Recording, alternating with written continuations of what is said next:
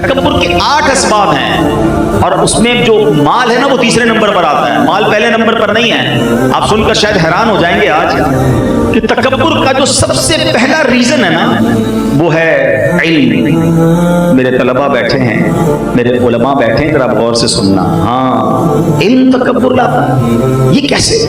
اچھا، یہ ضروری نہیں کہ صرف دینی علم، دنیاوی علم بھی، کوئی دنیاوی ڈگری حاصل کر لے، کوئی عالم دین بن جائے، درس نظامی کی ڈگری کر لے، اچھا کوئی ڈاکٹر بن جائے، کوئی ماسٹرز کر لے۔ علم کیسے تکبر لاتا ہے کہ جب بندہ علم سیکھ لیتا ہے نا اس کو باقی لوگ جاہل لگنے لگ جاتے ہیں، ان کو تو آتا ہی کچھ نہیں، ان نے پڑھا ہی کچھ نہیں ہے۔ اگر کوئی اس لیے علم سیکھ رہا ہے کہ دوسرے کو ڈیمورلائز کرے، اسی سے جھگڑا کرے، یا اس کو کہے بتاؤ بھائی تمہیں کیا آتا ہے، تو اب یہ اس کا مطلب تو یہ ہوا نا کہ وہ اپنے آپ کو اچھا سمجھ رہا ہے۔ بڑی کمال کی روایت ہے، من قال انا عالم فهو جاہل، جس نے کہا کہ میں عالم ہوں وہ جاہل ہے۔